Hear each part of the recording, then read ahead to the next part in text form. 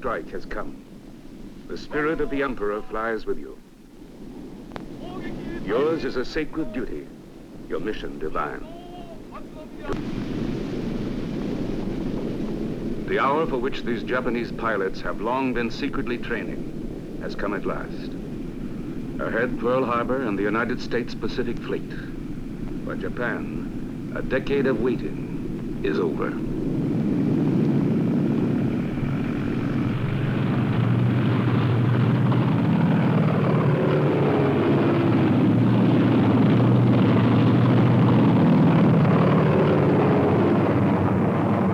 It is 6 a.m., December 7th, the day of infamy.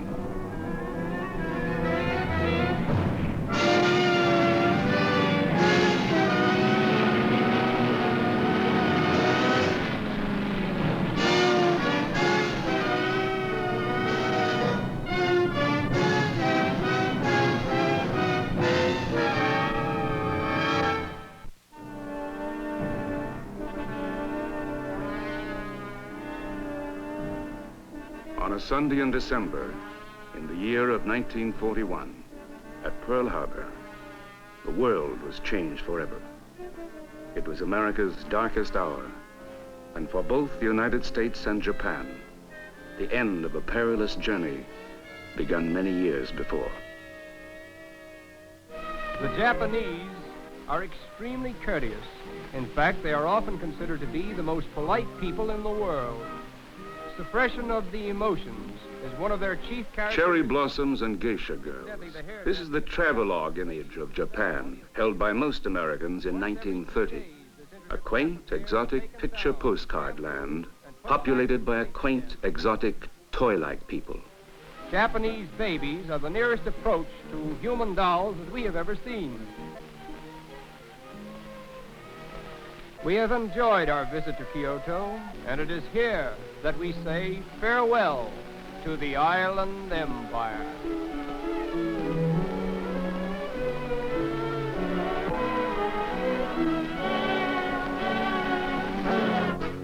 Behind the romantic cliché, the true face of Japan in 1930, a modern industrial state, borrowing the technology of the West. In less than 80 years, a backward feudal province has become a leading power of the world. Baseball reflects the Western influence. It's the national sport and draws fans comparable in enthusiasm only to those in the United States.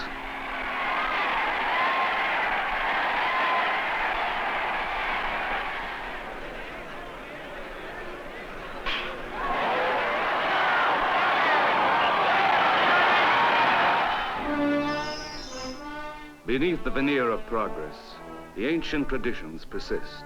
This is the Japanese paradox. In this modern land, the emperor is still sacred, a divine being, a subject for worship.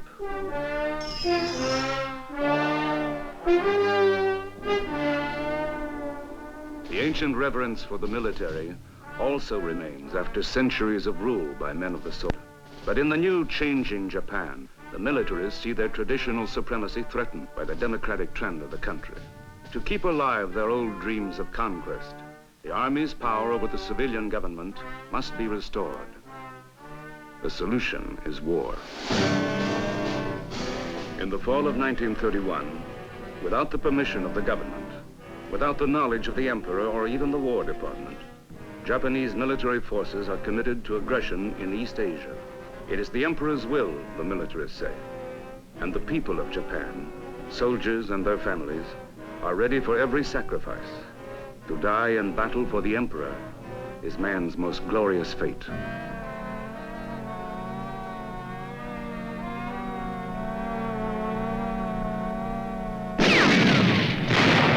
An unauthorized, unjustified attack on Manchuria begins.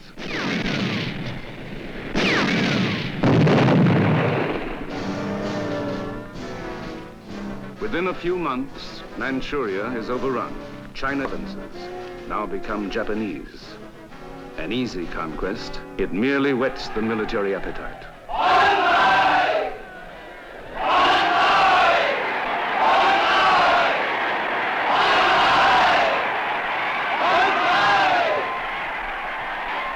In Japan, the victory is celebrated in a frenzy of nationalist fervor.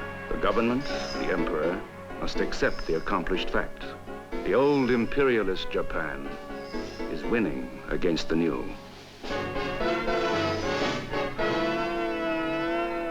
Son Excellence, Monsieur Matsuoka, délégué du Japon. I call on His Excellency, Monsieur Matsuoka, delegate of Japan. At the League of Nations in Geneva, the Japanese answer the charges of aggression in the Far East.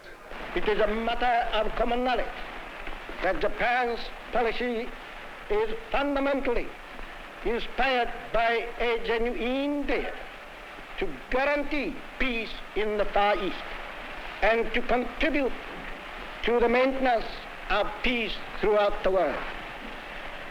Japan, however, finds it impossible to accept the report adopted by the Assembly. Led by Matsuoka, an ardent militarist, the Japanese now withdraw from the League to pursue their divine mission to rule East Asia. In order to fulfill her mission, Japan secretly expands her navy, builds the largest, fastest ships of any nation in the world. A growing fleet must have more men. They are striving for superhuman skill, graduates of the Naval Academy are told. When you are training on your ships, there'll be no Saturday or Sunday, no rest or sleep. It is a great honor, for you serve the emperor.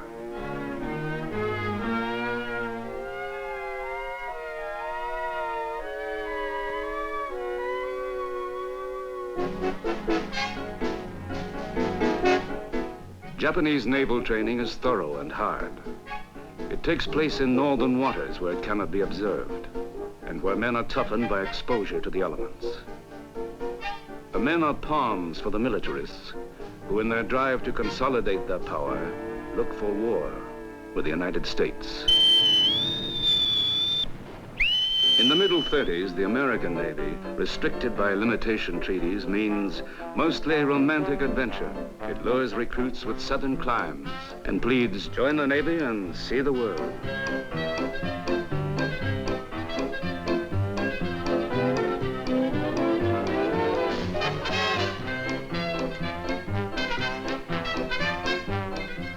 The ports are exotic, and there's a girl in every one of them.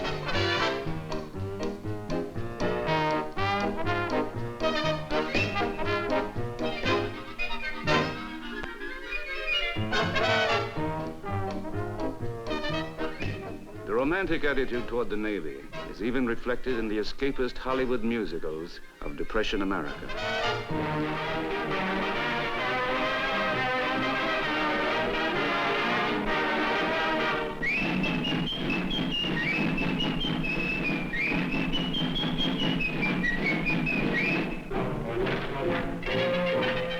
The American sailor is idealized in films like Footlight Parade with Ruby Keeler and James Cagney. Oh, please, you take me on great big steamboat with you across the sea. I'd like to take you, but that great big steamboat don't belong to me.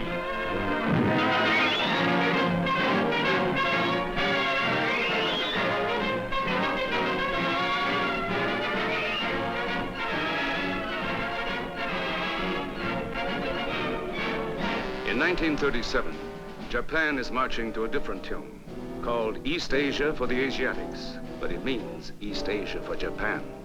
The first step, conquest of China.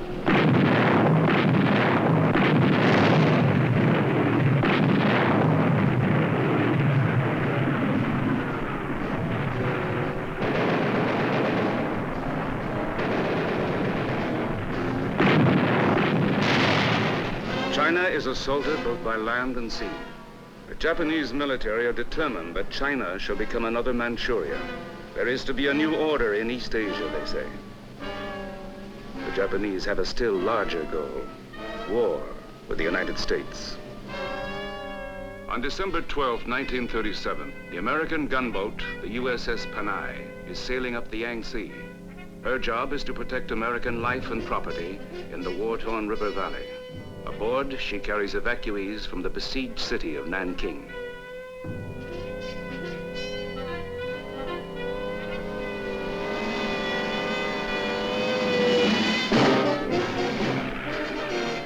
It is a bright, sunny day. The ship is clearly marked.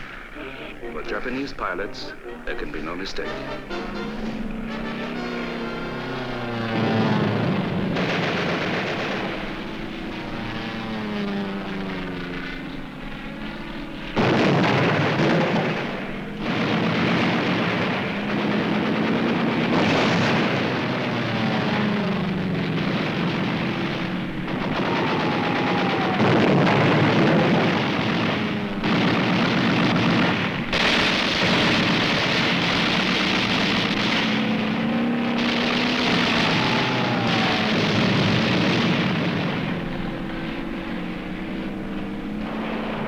For 20 minutes, the ship is bombed and strafed.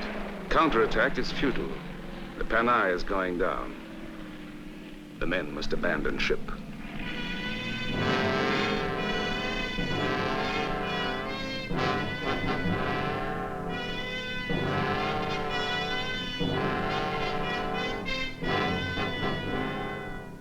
Three men have been killed, 11 seriously wounded.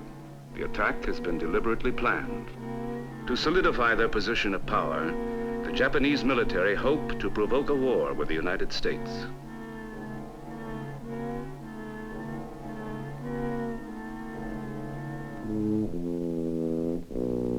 At 3:45, the Panay goes under. The civilian government of Japan apologizes to America through Ambassador Hiroshi Saito. It was a great mistake. The Japanese government and people wish to express their sincerest and profoundest regrets to the American government and people on account of this deplorable incident.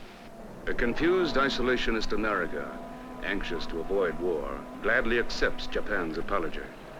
And while protesting the aggression in China, continues to sell the means of war to the aggressor. Almost 90% of Japan's aviation gasoline, scrap iron, and steel come from the United States. For now, it is put to use over China.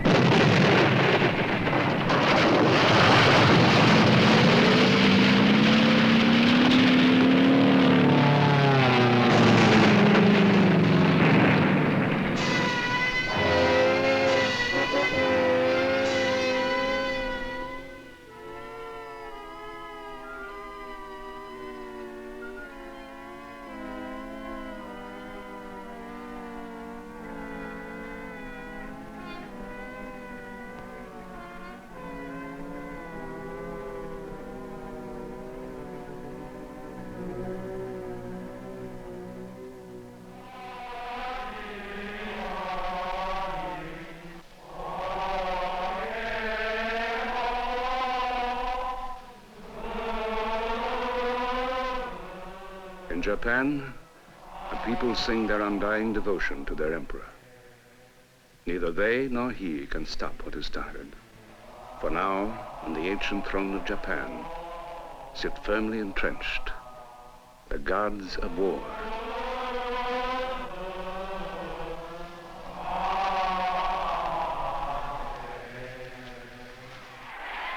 In Germany, another captive people, hypnotized by a promise of grandeur, cheer the visit of a friend, Yosuke Matsuoka. He has come to promote an alliance with Adolf Hitler, who is preparing for war in Europe. The British and French possessions in Asia will be vulnerable. A German alliance now will ensure Japan its share later. There is little difference between Nazi doctrine and Japanese policy. And to Matsuoka, Germany is the model of what Japan hopes to be.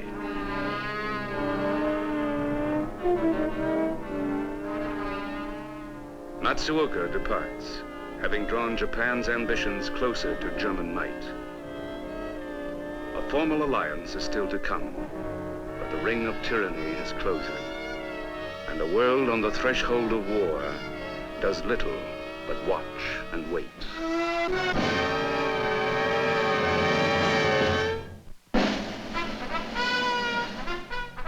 Spring 1940. War has come to Europe. President Franklin D. Roosevelt decides to move the expanding United States fleet nearer the strategic places America must protect: the Philippines, Wake Island, and Guam. It is to be called the Pacific Fleet.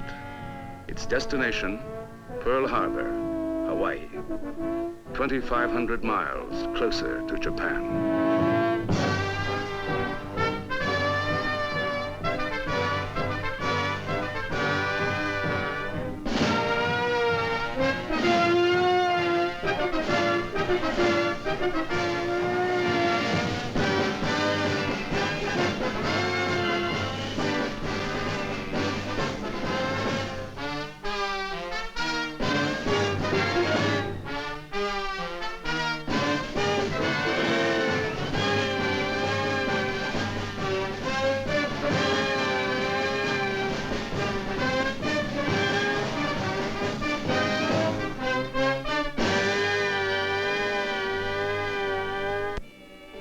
In Japan, the movement of the American fleet causes a cabinet crisis. Germany has conquered Holland and France. Their Asian empires are ripe for plucking, except for the proximity of the Pacific Fleet. A new cabinet is formed with General Tojo as Minister of War. He presses for an Axis alliance to frighten America into remaining neutral. Premier Kanoya is against it, but both Tojo and the new foreign minister, Matsuoka, have their way. September 27th, 1940 is a festive day in Berlin. The Axis powers, once two, now are three: Germany, Italy, and Japan, each pledged to the others in case of attack. America will have to remain neutral or face a two-ocean war, now that Germany is united with Japan.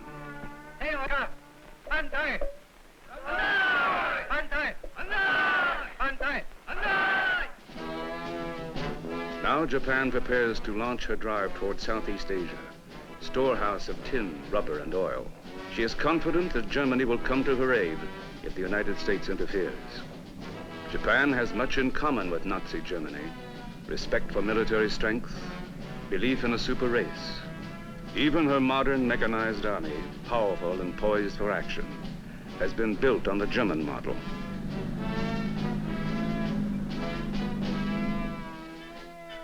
In 1940, trucks marked tanks are being featured in U.S. Army maneuvers. Wooden machine guns, stovepipe anti-tank guns, improvised mortars with empty beer cans for ammunition. They are symbols of a pacifist America slumbering in a dream of peace.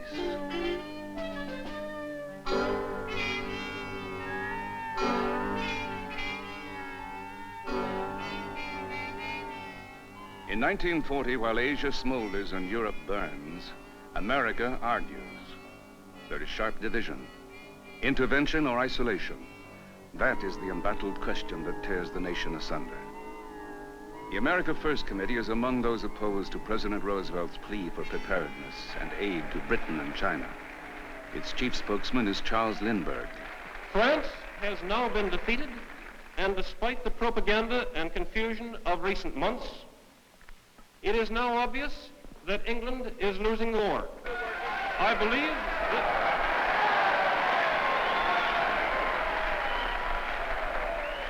and I have been forced to the conclusion that we cannot win this war for England regardless of how much assistance we send. If Great Britain goes down, the Axis powers will control the continents of Europe and Asia and Africa and Australasia and the high seas.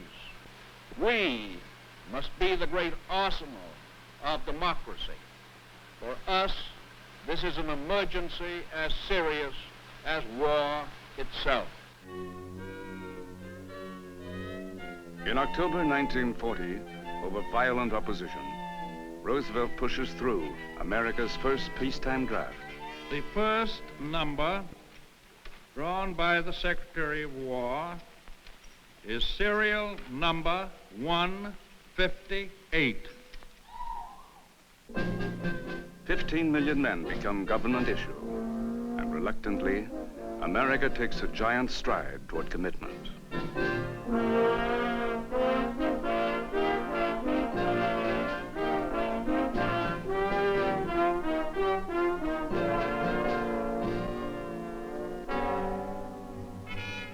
Yet protest remains part of the American scene.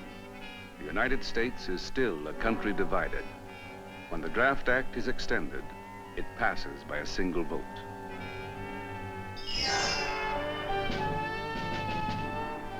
In Japan, a whole nation is being conscripted, mobilized. The entire civilian population is trained for any eventuality of war, including attack from the air.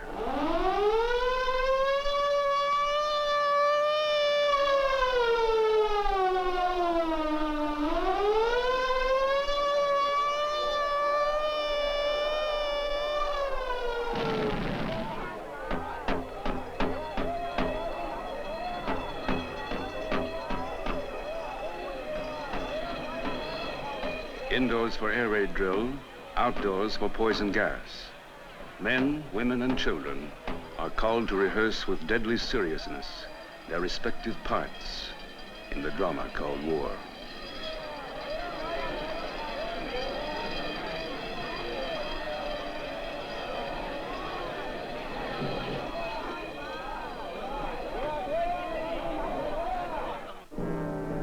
Now the Japanese military proceeds with its plans for the conquest of Southeast Asia.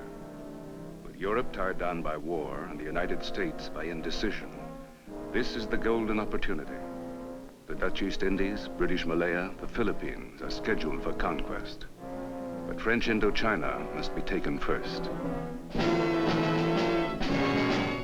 In July 1941, the Japanese occupy Indochina and begin to march toward Southeast Asia, the oil deposits of the Indies. To lubricate her war machine, Japan needs oil. And for oil, she is still dependent on the United States. In Washington, Japan's move into Indochina is met decisively. In treaties against aggression, material aid to China, even an embargo on scrap iron prevailed to restrain the Japanese. Now Roosevelt announces he is freezing Japan's assets in the United States, choking off Japanese trade. Japan shall have no oil with which to make war. The Japanese, shocked, study the situation. Soon there will be no oil for domestic use, much less for war. But a military withdrawal means losing their long-awaited opportunity for expansion. Something must be done. They give Japanese Ambassador Nomura 6 weeks to reach a peaceful settlement with the United States. If trade with Japan is restored, he tells Secretary of State Cordell Hull, the advance will end with Indochina.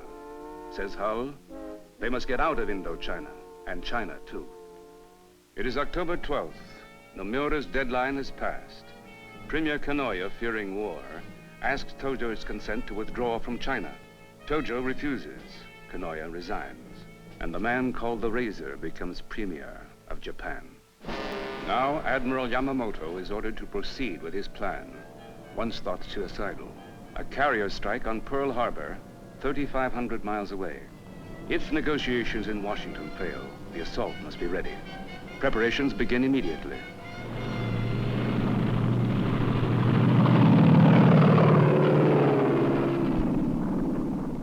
Special torpedoes for the great ships in the shallow waters of Pearl Harbor are tested. The art of strafing is perfected for the airfields called Bellows and Wheeler and Hickam.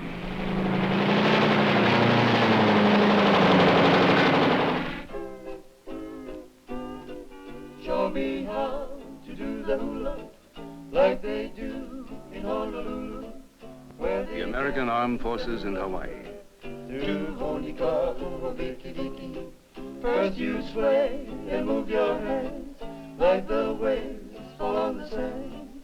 Since medieval times, surprise has been the essence of Japanese warfare.